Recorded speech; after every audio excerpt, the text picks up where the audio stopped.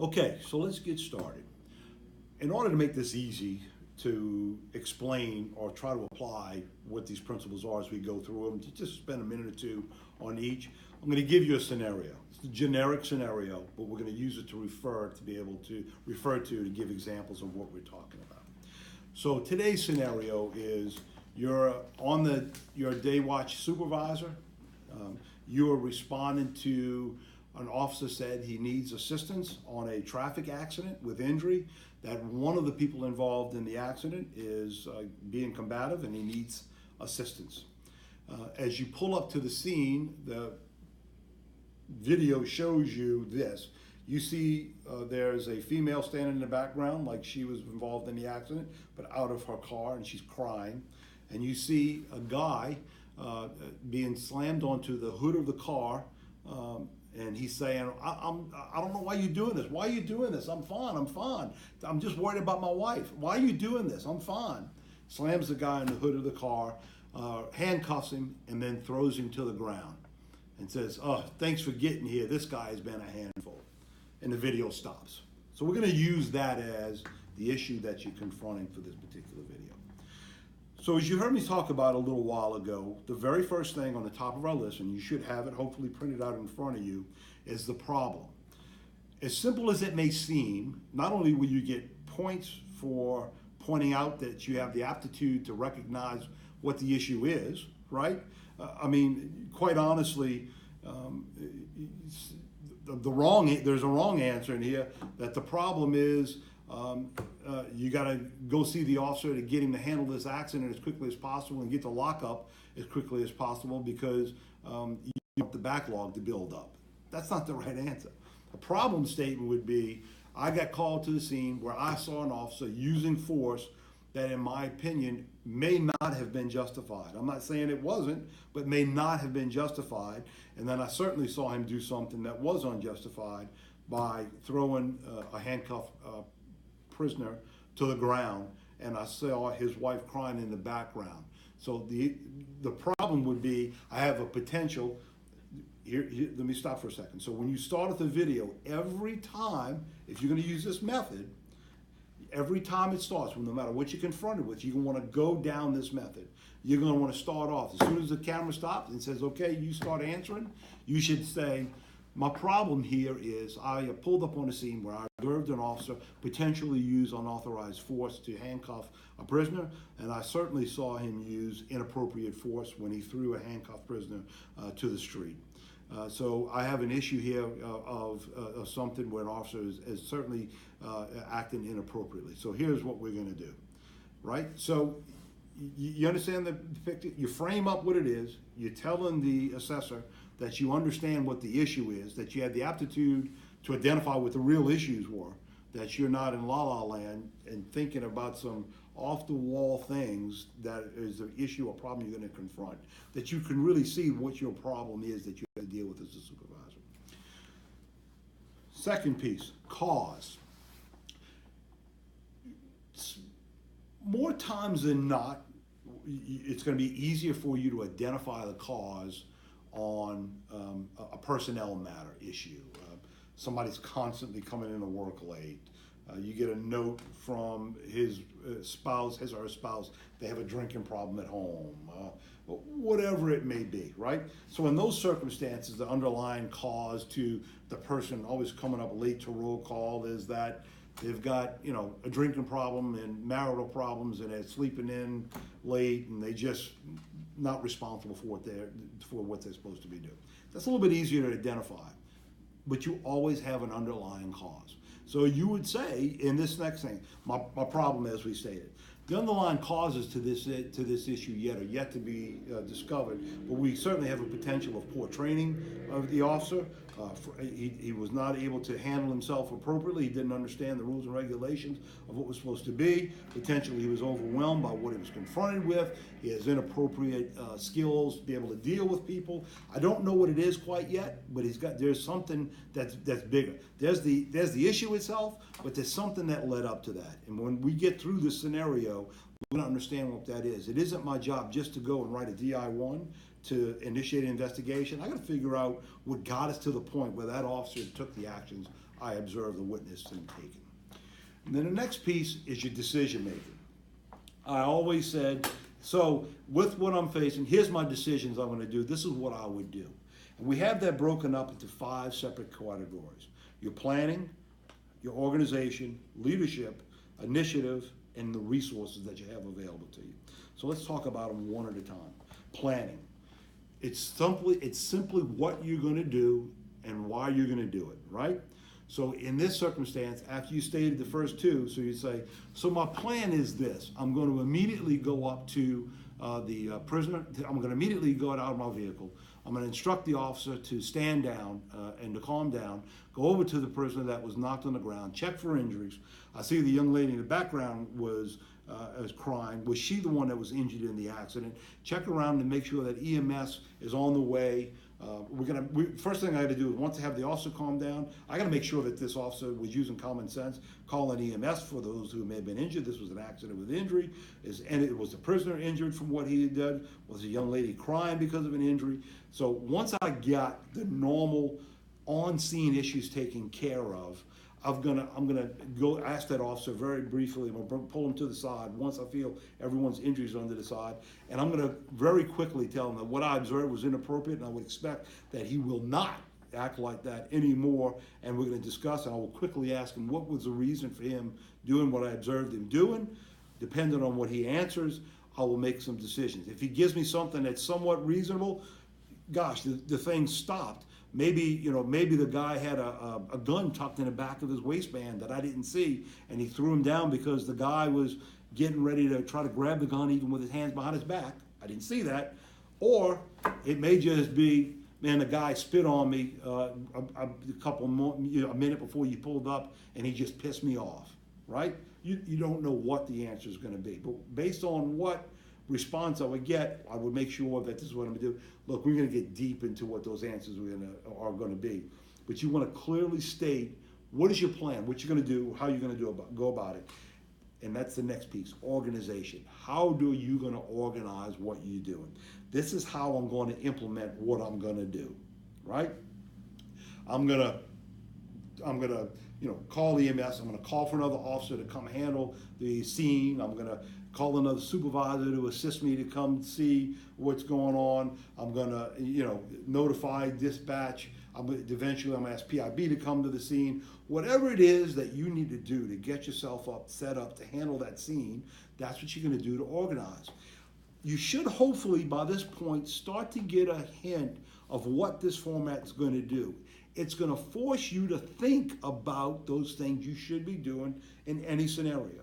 Whether it's a tactical scenario on the street that you're faced with, similar to what we used here, whether it's a personnel issue with a problem officer, a behavioral issue, whether it's an administrative challenge that's been given to you by a superior to overcome, whatever that is that you're confronted with in those scenarios, this forces you to give an answer in an organized fashion that if you use, that you memorize, that if you use, will most certainly give you the opportunity to get the most points, because you're going to think about those things you should be saying. So once you go through organization, it's going to talk about leadership. How can I resolve the big problem? We talked a little bit about it in the beginning. In this particular scenario, we're talking about you would go into, in this circumstance, not just because I noticed this officer doing, I'm going to look into, was it a specific issue with this officer? Did he do what he did based on training he received that maybe needed to be refined? Is it because he's overworked? Does he have personal issues in the background that I'm not aware of that led up to this? Was there something else that I was unaware of? Is there a training issue on how he could have interacted or maybe prevented this situation and getting to where it was from the first place? I'm gonna review his video, and whatever I learn, I'm gonna take back and I'm gonna train the rest of the troops with, right? I'm gonna go and do X, Y, and Z. And we're gonna talk a whole lot about leadership examples. In the in-person classes, we're going to give you multiple examples of each one of these things we're talking about, that whatever scenario you face with, you should already have it in your mind to be able to pull those out. The things we're going to talk about based on these principles, we're going to give you answers that you will likely be able to regurgitate in the actual test itself. You're not going to have to worry about trying to think of every unique thing you should have to say. You should have to be able to understand how to apply these principles to it. Next one is initiative. I'm going to do something about it. Okay, we sort of did that up front. So for this scenario, that initiative, you don't want to double beat it, but for initiative, it's you showing that you're going to do more than just, I'm calling PIB and I'm going to have a DI1 investigation started, and I'm going to have somebody else do this report, and I'm going to call the captain and tell them that Officer so-and-so did something really bad. Initiative means, what am I going to do that's really an opportunity to be unique, to separate myself from the crowd, that I'm not just going to go through the routine, I'm not just going to punch numbers and go down the street to do what that is. Let me stop and give you a really short story. A lot of times, people will say, when they're talking in general conversation, and they say about police, well, that guy, he gets $20 an hour to ride around in that police car, or that lady gets $40 an hour to go take depositions, or that guy gets X amount of dollars an hour to go operate that crane. And in reality, that's not what they're getting paid for. They're getting paid for the value they created for themselves. For all of you as police officers, as they say, if somebody would point to you in the street and say, see that guy, I want to do that. He gets $20 an hour to ride around in a police car all day. That's a good job to have. We all know that you're not getting $20 an hour to ride around in a police car and have lights and sirens to get through red lights, right? But the issue, and this goes directly where we're going, you're getting paid that $20 an hour because you created value for yourself. You lived a clean life. You got a good education. You were able to read and write the English language. You didn't use drugs. You didn't violate crimes. You were able to complete an extremely strenuous training academy for both mental and physical challenges that you were wrought with. You had to go through an FTO program which was challenging. You have to have the intestinal fortitude and courage to go out and do what we do every day, right? All of those things add up to why the city of New Orleans pays you your $20 an hour to be in that police car. You don't get it just because. The point of that is not just anybody can fill that seat. Same thing applies when it comes to becoming a supervisor. When it comes to being a sergeant, lieutenant, commander. You have to prove, you have to set yourself up. That's what this test is about, that you've created the value for yourself to be able to go to that next level. The value, why they pick you over somebody else, or you get a pass and score over someone else, is because you're doing those things different. You're doing those things more than what the ordinary person would do. 99.9% of police officers would know, based on the scenario we talked about, you're going to tell them to stop, don't do it, call PIB, and ask for medical assistance. Everybody's going to do that. Where you start to separate yourself is when you demonstrate that you recognize that it's a lot bigger than that you own this police department. There's no secret men in black. They're going to come behind you and do what has to be done with correcting behavioral problems, making sure perceptions with the community are handled, making sure law is followed, and overseeing a lot of really powerful individuals with badges and guns to make sure they do the right thing. You have to demonstrate that you understand that that's a much bigger deal. And in your leadership, and then secondly, the initiatives, is an outstanding opportunity to show that you think differently than everyone else, that you see the bigger picture. So again, when we meet in person, we're going to deep dive those two specific issues in great detail, because there's a lot of opportunity inside of there for you to demonstrate and to score points across the board with that. You're not going to want to spend too much time on any one particular one of these areas. You're going to want to be able to hit them all, and it comes into practice and your flow. We're going to talk through all of those things, but I wanted to stop and take a minute to show you that. Next piece is resources. What outside resources can you employ? Let's use that different scenario for a second. Let's say it's the in-basket scenario. And you want to say, or let's use the same one, I apologize. Let's go back to this. If you say, what resources can I employ in this? You're going to want to start talking about, I'm immediately going to call for additional resources. You want to say these words. I'm going to ask for another supervisor to meet me on the scene to assist me with not only the traffic investigation itself, but the internal investigation and coordinating public integrity division. I'm going to ask for another officer to come and assist and watch traffic while we investigate the scene itself. I'm going to ask for PIB to be called out, potentially the FIT team may have to be notified. I'm going to have to notify my supervisor to let them know that what's going on and what is occurring. After this is all said and done, I'm going to be working with the academy, talking to the academy about what they saw this officer's errors were and what training improvements can we apply across the board so this doesn't happen again. Is there a need? Is the stress level high for this? If the stress level is high enough for this officer to do it, is it the same for other officers on the platoon? Or other officers in the department? Is there a need for me to get other mental health professionals to come on board and start do what the chaplains doing, ride along in the cars? What happened is not just one isolated incident, ladies and gentlemen. What happened was because of a series of issues, and it's my responsibility to dig to the bottom of it and to use everything at my disposal to make sure it doesn't happen again. You want to show that you know that you're not Superman or Superwoman, that you understand there's other things at your disposal. Not helicopters, don't call in the NOPD helicopter, but real resources that are out there. You should know what those things are. Be prepared to respond and talk about what those resources are and how you can apply them. You start doing these things, you're starting to separate yourself from the rest of the crowd. You're starting to separate yourself where the assessor is going to start giving you points for saying, this officer is thinking the right way. They understand what it means to be a supervisor. You're not just a police officer who's getting a little bit more pay and ride around with stripes or bars on your shoulder. They getting it because they've created that value for themselves to think and act differently. We're getting towards the end of what these particular pieces are. Follow-up. Never assume that because you confronted an issue immediately when it happened, that whatever action you took is good enough for it to be resolved. Follow-up, and one of the next things we're going to talk about, monitoring. I'm going to sort of group these two. They are very similar, but they're distinctly different. So you want to say, so I'm going to follow up this situation by, it could be a plethora of things. I'm going to, check in, let's assume the worst. Let's assume that the guy just aggravated the police officer. The police officer was stressed out and he took more physical force, used more physical force than he was authorized to should have in that circumstance, right?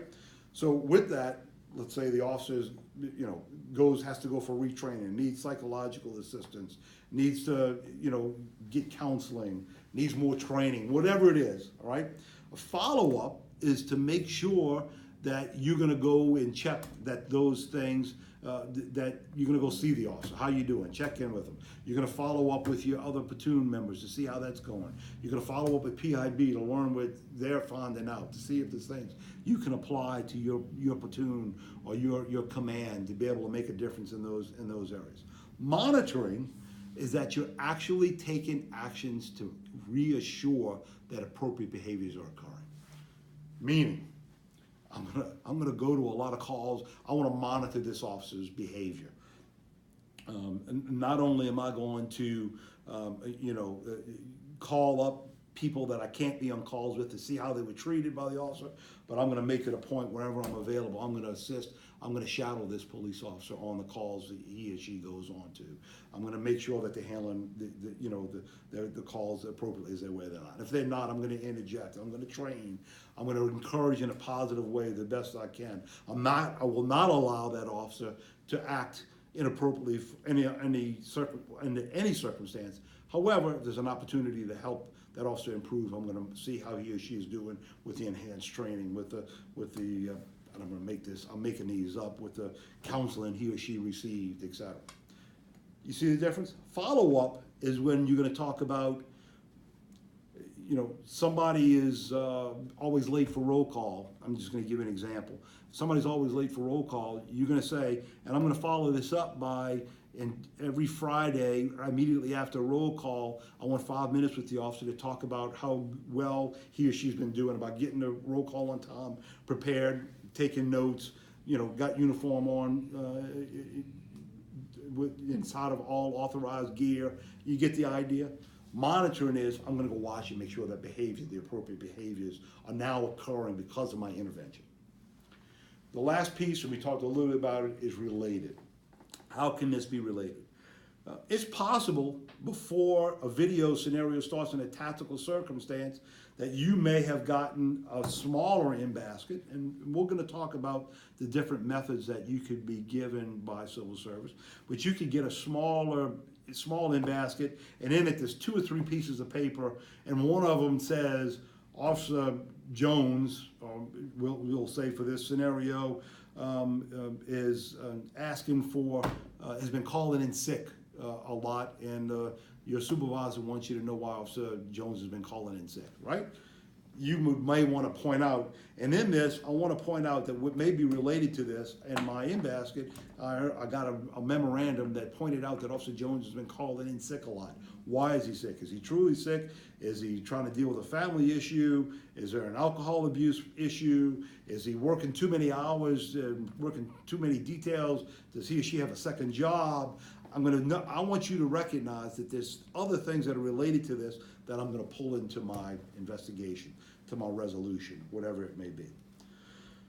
We've gone over these fairly rapidly today, but this is going to give you an idea of how that you can, a method that you can use to resolve or to confront these scenarios. Not only these scenarios, but real life issues that you're going to face when you get to that next level of supervision, whether it's from officer to sergeant, from sergeant to lieutenant, or you go from lieutenant to commander, whatever it may be, you need that method. What I can tell you one more time, and it's not the only method, but it is a method that has helped hundreds, modestly, hundreds of people successfully pass and at a high level the assessment center process. I'm confident that if you're comfortable with it and we train together and you're disciplined and you follow this process, just this little quick half-hour video isn't going to get it for you. This is an introduction to try to help you all understand what we're going to be talking about. I'd strongly encourage you to attend the Followup FOP training classes in person, where we're going to deep dive into these for hours at a time, to use real life scenarios.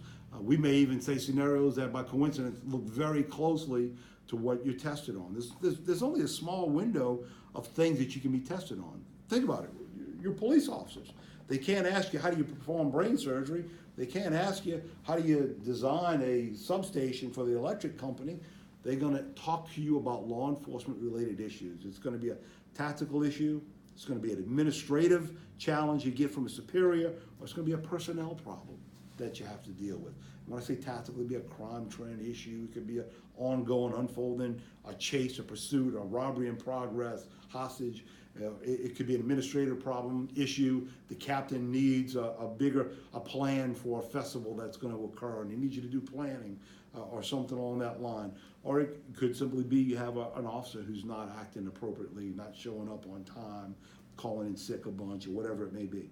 What I am telling you is what we're going to arm you with is a process, is a method that's going to allow you to answer. And if you follow this, we can just about guarantee you're going to get the best score you can get by giving the answers that you prepared for and trained for. Don't forget, this is all about you being able to demonstrate the value that you've created for yourself, what makes the city of New Orleans need and want to pay you more and give you more authority and responsibility by promoting you. Thank you for your time. I look forward to seeing all of you in person, and have a good day.